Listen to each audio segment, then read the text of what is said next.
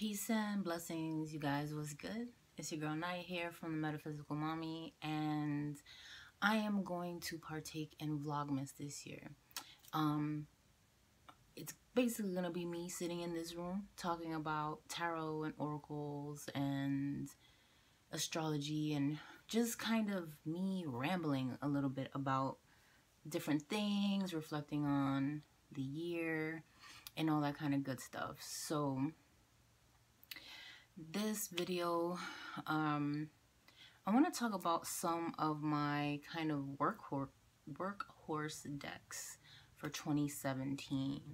In the first half of 2017, I really used the Tarot of the Tattoo Age a lot. And this deck is extremely beautiful. Those are the backs. And I remember because I got this deck last year and I was so excited to use it for this year. And the beginning of the year was I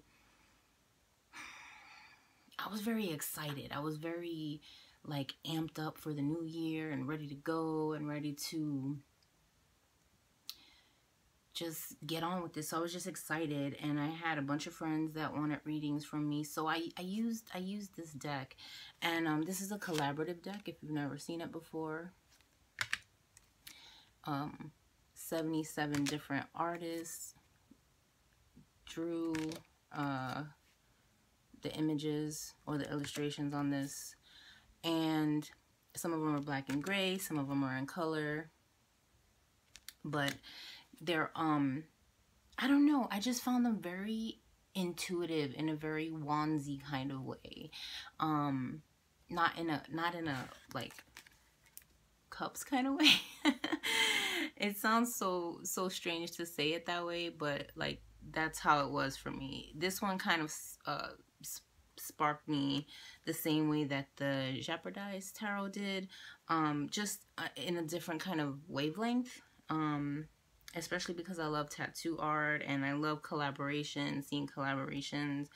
And it kind of doesn't seem like it would work together, just if you look at it, but it actually does. At least the way that I was using them, I was basically would kind of read them card by card. You know what I mean? So if I'm sitting here, talking, then I would shuffle and pull a card and kind of, boom, this is what this means, blah, blah, blah, blah, blah, and kind of like read it. And then it all like built like a really nice story. I don't think I've ever done like a Celtic cross with it. I think with this deck I can pull so much out of it, out of each image, that a 3-card spread just worked for me. So yeah, so this was really like the first half of the year was my main workhorse deck. One that I tried not to go back to, but I ended up falling back to, was, oh god, I can't get it out of here. 1 second. Is the Tarot Illuminati. This deck was, I bought this one alongside of a regular Rider-Waite Smith deck with the plaid backs. And so when I started my journey like 4 or 5 years ago, god, has it been that long already? Like really like deciding on like, okay, I'm gonna jump into this and study this and like get into it. This is kind of my comfort deck. This is the deck that I can look at any of the images and really get a lot out of. I love it. It's a classic deck. I think this one will stand the test of time. And for some people it's too busy, and I can understand that, but I really love the colors. I love how when you kind of stare at it in a trance, it kind of looks like 3D a little bit, like the way that the images are compiled on top of each other. So yeah, so this has been another oldie but a goodie. But yeah, this one has gotten a lot of love in 2017. Now, okay, this is just supposed to be my workhorses, so I will sit here and ramble for like forever. So I'm gonna try to keep these videos at least, you know, anywhere from 5 to 10 minutes, so I don't go too crazy taking up too much time, especially because a lot of other people also do Vlogmas, so I want to respect your time, but I also want to just talk tarot. I'm probably gonna do a couple of videos looking like in the same clothes and stuff like that, but I want to touch on different areas and, you know, let you guys kind of get a little bit of my personality and all that kind of good stuff. So let me see. So those two decks, and it's really strange because, like, even though this year I've been I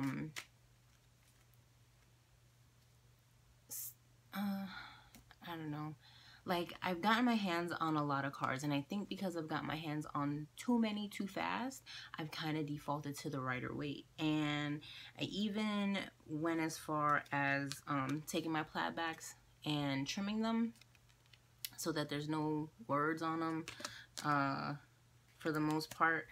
And I actually love the size of it for my hands. And so this is what, like, compared to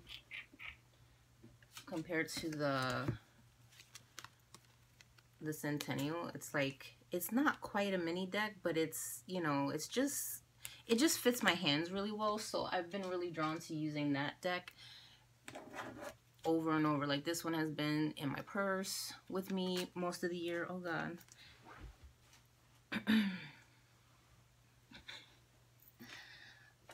And yeah, so yeah, this year has been a really strong kind of Rider-Waite Smith year for me, though. But besides that one, Tarot the Tattoo Age got a lot of love this year for sure.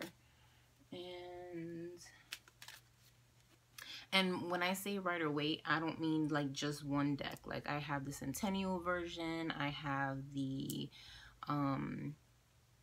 albino weight version that I like to use during the fall and the winter seasons for whatever. I really like it during like autumn. For whatever reason, it sticks out to me that way. And what else have I used this year? And then I was somewhere fluctuating in November, December, because I've been using the Thoth deck, and it is in my purse and it is downstairs. But I've been doing one card a day with the Thoth deck. And there's this really cool podcast called Fortune's Wheelhouse. M.M. Moline and Susie Chang, they both are the podcast hosts on there, and they talk about the esoterics of tarot. But if you find yourself wanting to like get into the Thoth and you're coming from the Rider-Waite school of thought, it's really interesting. They touch on Kabbalah, astrology, and all the symbolisms and on all the cards, both in the Rider-Waite and the Thoth at the same time. So it's really, really informative. It's basically like a free podcast, and they went through all the majors already, and next year they'll be going through all the minors. So that's going to be really cool. I found it on iTunes, so you could do it there. Yeah, and it's really, really informative. You could sit down and, I don't know, it helped me to calibrate at least where I am in my my occult and esoteric studies, that it all just like clicked for me, and I'm like, okay, this is the year that I'm gonna really get into the Thoth tarot or Thoth based tarot decks and go into this. So I'm looking forward to working with some of those, and I'll show you that in the next Vlogmas video. Okay, so I'll leave the information for all that stuff in the description below. Give me some time. I'm gonna try to upload these quickly. So Tarot Vlogmas number 1. Much love, many blessings. Peace out.